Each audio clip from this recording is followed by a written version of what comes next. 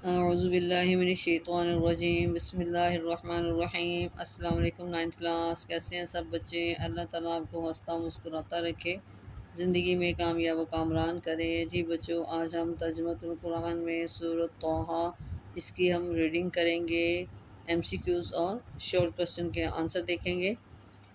سب سے پہلے ہم اس کا تعارف پڑھ لیتے ہیں۔ سورت مکی صورت ہے اور اس میں 135 آیات ہیں، اور سورت کا نام سورۃ طٰہٰ ہے۔ اب یہ مکہ میں نازل ہوئی ہے۔ آج کی وجہ تسمیہ، سورۃ طٰہٰ ان صورتوں میں سے ہے جن کے نام حروف مقطعات پر رکھے گئے ہیں۔ اس صورت کا آغاز حروف مقطعات میں سے طٰہٰ سے ہوتا ہے، اسی مناسبت سے اس صورت کا نام رکھا گیا ہے۔ یہ تھی وجہ تسمیہ۔ اب اس میں رکوع 8 ہیں اور یہ 16ویں پارے میں ہے۔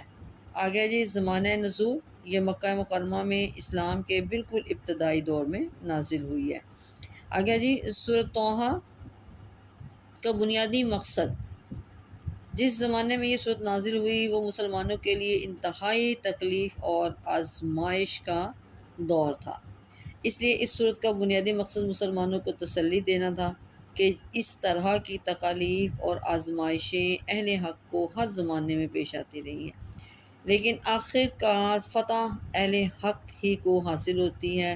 چنانچہ اس سلسلے میں حضرت موسیٰ علیہ السلام کا واقعہ نہایت تفصیل کے ساتھ بیان ہوا ہے۔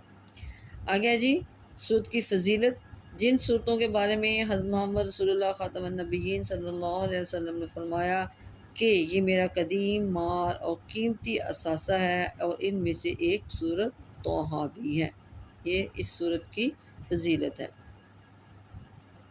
جی بچوں، اب اس میں سورت سے متعلق اہم واقعہ کیا ہے؟ اس میں کہ حضرت عمر فاروق رضی اللہ تعالیٰ عنہ کے اسلام لانے کا واقعہ اس میں بیان کیا گیا ہے کہ حضرت عمر فاروق رضی اللہ تعالیٰ عنہ اس سورت کو سن کر اسلام لائے تھے۔ ان کی بہن حضرت فاطمہ رضی اللہ تعالیٰ عنہ بہنوئی ہیں، سعید بن زید رضی اللہ تعالیٰ عنہ ان سے پہلے خفیہ طور پر اسلام لا چکے تھے، جس کا انہیں پتہ نہیں تھا۔ ایک روز گھر سے معاذ اللہ آپ خاتم النبیین صلی اللہ علیہ وسلم کو قتل کرنے کے ارادے سے نکلے تو راستے میں نعیم بن عبداللہ نامی ایک صاحب انہیں ملے۔ انہوں نے حضرت عمر رضی اللہ تعالیٰ عنہ سے کہا کہ آپ پہلے اپنے گھر کی خبر لیں جہاں آپ کی بہن اور بہنوئی مسلمان ہو چکے ہیں۔ کہ جب وہ اپنی بہن کے گھر تشریف لے گئے اور انہوں نے اپنی بہن سے سورۃ طٰہٰ کی تلاوت سنی تو ان کے دل میں اسلام گھر کر گیا اور انہوں نے اسی وقت اسلام قبول کرنے کا فیصلہ کر لیا۔ آگے ہے جی سورۃ طٰہٰ کا خلاصہ۔ سورۃ طٰہٰ کا خلاصہ حضرت موسیٰ علیہ السلام کا تفصیلی تذکرہ اور پھر توحید و رسالت اور آخرت کا بیان ہے۔ جی بچوں، اب مضامین کی ریڈنگ کر لیتے ہیں۔ اس کو ہم اپنے آیات کے حوالے سے دیکھتے ہیں۔ پہلا جی حضرت موسیٰ علیہ السلام کے حالات زندگی۔ سورۃ طٰہٰ میں حضرت موسیٰ علیہ السلام کی زندگی کے 3 مراحل بیان کیے گئے ہیں۔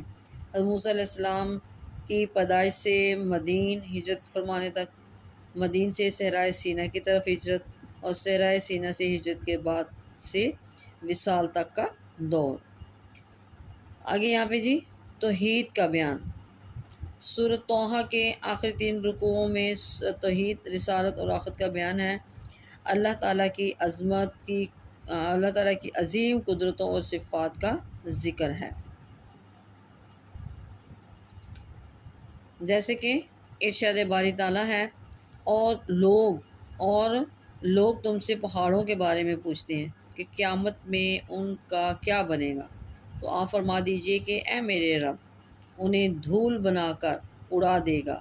آپ فرما دیجئے کہ میرا رب انہیں دھول بنا کر اڑا دے گا، اور زمین کو ایسا صاف میدان بنا دے گا کہ جس میں آپ نہ کہیں پستی دیکھیں گے اور نہ ہی بلندی۔ سورۃ طٰہٰ 105 آیت سے لے کے 107 تک۔ آگے جی رسالت کا بیان۔ سورۃ طٰہٰ کے 7ویں رکوع میں رسالت کا بیان ہے۔ سورۃ طٰہٰ کے 7ویں رکوع میں رسالت کا بیان ہے۔ اسی سلسلے میں حضرت آدم علیہ السلام کا مختصراً تذکرہ بیان کیا گیا ہے۔ آگے جی آخرت کا بیان۔ آخرت میں نافرمانوں کے برے انجام کو بیان کیا گیا ہے۔ قرآن مجید میں مقام و مرتبہ بیان کر کے اس سے منہ موڑنے کی سزا بیان کی گئی ہے۔ ارشاد باری تعالیٰ ہے، اور جس نے میرے ذکر سے منہ پھیرا تو بے شک اس کی دنیاوی معاش تنگ ہو جائے گی اور قیامت کے دن ہم اسے اندھا اٹھائیں گے۔ سورۃ طٰہٰ آیت نمبر 124۔ آگے جی قرآن مجید کا مقام و مرتبہ قرآن مجید کا مقام و مرتبہ بیان کر کے اس سے منہ موڑنے کی سزا بیان کی گئی ہے۔ ارشاد باری تعالیٰ ہے، پھر اگر تمہارے پاس میری طرف سے ہدایت آئے تو جو کوئی میری ہدایت کی پیروی کرے گا وہ نہ تو گمراہ ہوگا اور نہ ہی تکلیف میں پڑے گا۔ سورۃ طٰہٰ آیت نمبر 123۔ قرآن پاک سے منہ موڑنے کی سزا۔ سورۃ طٰہٰ کی آیت 124 میں اللہ تعالیٰ نے قرآن پاک سے منہ موڑنے والوں کی سزا بیان کرتے ہوئے ارشاد فرمایا، اور جس نے میرے ذکر سے منہ پھیرا تو بے شک اس کی دنیاوی معاش تنگ ہو جائے گی اور قیامت کے دن ہم اسے اندھا اٹھائیں گے۔ سورۃ طٰہٰ آیت نمبر 124۔ اب آگے جی سزا دینے کے سلسلے میں اللہ تعالیٰ کا قانون۔ سورۃ طٰہٰ کے آخر میں یہ سمجھایا گیا ہے کہ اللہ تعالیٰ کا قانون ہے کہ وہ کسی قوم کو اس کے کفر اور انکار کے فوراً نہیں پکڑتا بلکہ مہلت دیتا ہے۔ اس لیے حق والوں کو صبر کے ساتھ دین کی دعوت کا کام کرتے رہنا چاہیے اور حق کا انکار کرنے والوں کے معاملے میں جلد بازی اور بے صبری کا مظاہرہ نہیں کرنا چاہیے۔ یہ تھے ہمارے مضامین کا ٹاپک۔ اب آگے علمی اور عملی نکات ہم صورتوں آیات کے حوالے سے اس کو سمجھتے ہیں۔ سورۃ طٰہٰ کا مطالعہ کرنے سے جو علمی اور عملی نکات معلوم ہوتے ہیں ان میں سے کچھ یہ ہیں۔ اللہ تعالیٰ کو ہر چیز کا مکمل علم ہے، دنیا میں کوئی چیز اس سے چھپی ہوئی نہیں ہے۔ ارشاد باری تعالیٰ ہے، اور اگر تم زور سے بات کہو یا آہستہ تو وہ پوشیدہ بات اور اس سے زیادہ چھپی ہوئی بات جانتا ہے۔ سورۃ طٰہٰ آیت نمبر 8۔ جی دوسرا پوائنٹ ہے جی دنیا اور آخرت کی سلامتی ان کے لیے ہے جو ہدایت کی پیروی کرتی ہیں۔ سورۃ طٰہٰ آیت نمبر 47 میں اللہ تعالیٰ ارشاد فرماتا ہے، اور سلامتی اس کے لیے ہے جو ہدایت کی پیروی کرے۔ آگے جی نصیحت سے اعراض کا انجام۔ نصیحت سے اعراض کرنے والے قیامت کے دن بہت پچھتائیں گے۔ سورۃ طٰہٰ کی آیت نمبر 100 میں اللہ تعالیٰ ارشاد فرماتے ہیں، جو کوئی اس سے منہ موڑے گا تو بے شک وہ قیامت کے دن گناہ کا بوجھ اٹھائے گا۔ آگے جی قیامت کے دن اللہ تعالیٰ ہی فیصلہ فرمائے گا کہ کون سفارش کرے۔ اس میں ارشاد باری تعالیٰ ہے سورۃ طٰہٰ کی آیت نمبر 109 میں، اس دن سفارش کچھ کام نہ آئے گی مگر جس کے لیے رحمان اجازت دے اور جس کی بات پسند فرمائے۔ ہمیں اللہ تعالیٰ سے اپنے علم میں اضافے کی دعا کرتے رہنا چاہیے۔ سورۃ طٰہٰ آیت نمبر 113 میں اللہ تعالیٰ ارشاد فرماتا ہے، اور آپ دعا کیجئے کہ اے میرے رب مجھے علم میں اور ترقی عطا فرما۔ شیطان ہمارا دشمن ہے جو وسوسہ ڈال کر ہم سے اللہ تعالیٰ کی نافرمانی کرانا چاہتا ہے۔ آیت نمبر 120 میں اللہ تعالیٰ کی نافرمانی کرانا چاہتا ہے، اس لیے ہمیں ہر وقت اللہ تعالیٰ کی شیطان کے شر سے پناہ مانگتے رہنا چاہیے۔ شیطان انسان کا سب سے بڑا دشمن ہے۔ اسے آدم علیہ السلام کو جنت کے اندر رہتے ہوئے وسوسے میں ڈالا، جیسا کہ ارشاد باری تعالیٰ ہے۔ تو شیطان نے ان کے دل میں وسوسہ ڈالا، وہ کہنے لگا، اے آدم کیا میں تمہیں بتاؤں ہمیشہ کی زندگی کا درخت اور ایسی بادشاہی جسے زوال نہ آئے گا۔ سورۃ طٰہٰ آیت نمبر 120۔ آگے جی شرم و حیا۔ اللہ تعالیٰ نے انسان میں شرم و حیا کی فطرت رکھی ہے، ہمیں بے حیائی اور بے پردگی سے بچنا چاہیے۔ شرم و حیا انسان کے اندر قدرتی اور فطری طور پر موجود ہوتی ہے۔ جیسے آدم علیہ السلام کے 70 ممنوع درخت کھانے سے ظاہر ہو گئے تو انہوں نے جنت کے درختوں کے پتوں سے اپنے جسموں کو ڈھانپ لیا۔ ارشاد باری تعالیٰ ہے، پھر دونوں نے اس میں سے کھا لیا اور ان دونوں کے لیے ان کی شرم کے مقامات ظاہر ہو گئے اور دونوں جوڑ کر رکھنے لگے اپنے اوپر جنت کے پتے۔ سورۃ طٰہٰ آیت نمبر 121۔ آگے جی قرآن پر عمل نہ کرنے کی سزا۔ قرآن مجید پر عمل نہ کرنے والوں کی دنیاوی زندگی تنگ کر دی جاتی ہے، یعنی اس کی دنیاوی دنیا ویران کر دی جاتی ہے۔ قرآن مجید میں ارشاد باری تعالیٰ ہے، اور جس نے میرے ذکر سے منہ پھیرا تو بے شک اس کی دنیاوی معاش تنگ ہو جائے گی، اور قیامت کے دن ہم اسے اندھا اٹھائیں گے۔ آیت نمبر سورۃ طٰہٰ آیت نمبر 124۔ آگے جی، نشان عبرت۔ سابقہ قوموں کے کھنڈرات ہمارے لیے عبرت کے نشانات ہیں۔ ارشاد باری تعالیٰ ہے، تو کیا انہیں اس بات سے رہنمائی نہ ملی کہ ہم نے ان سے پہلے کتنی ہی قوموں کو ہلاک کر چکے، جن کے رہنے کی جگہوں پر یہ چلتے پھرتے ہیں، یقیناً اس میں عقل والوں کے لیے نشانیاں ہیں۔ سورۃ طٰہٰ آیت نمبر 128۔ نماز کی پابندی۔ ہمیں نمازوں کو وقت کی پابندی کے ساتھ ادا کرنا چاہیے۔ قرآن مجید میں اس طرح بیان ہوئے ہیں کہ اپنے رب کی حمد کے ساتھ تسبیح بیان کیجیے۔ سورج کے طلوع سے پہلے نماز فجر، اور غروب ہونے سے پہلے نماز عصر میں، اور رات کے کچھ اوقات میں نماز مغرب اور عشاء کے وقت بھی، تاکہ آپ اللہ کے انعام سے راضی رہیں۔ سورۃ طٰہٰ آیت نمبر 130۔ آگے جی، دنیا کی تمام نعمتیں ہماری آزمائش اور امتحان کے لیے ہیں۔ ارشاد باری تعالیٰ ہے، آپ اپنی نگاہ بھی نہ اٹھائیے ان چیزوں کی طرف جو ہم نے ان میں سے مختلف قسم کے لوگوں کو دے رکھی ہیں، دنیاوی زندگی کی رونق کے طور پر، تاکہ اس میں ہم انہیں آزمائیں۔ سورۃ طٰہٰ آیت نمبر 131۔ آگے جی، قرآن مجید کا معجزہ۔ حضرت محمد رسول اللہ خاتم النبیین صلی اللہ علیہ وسلم کا سب سے بڑا معجزہ قرآن مجید ہے۔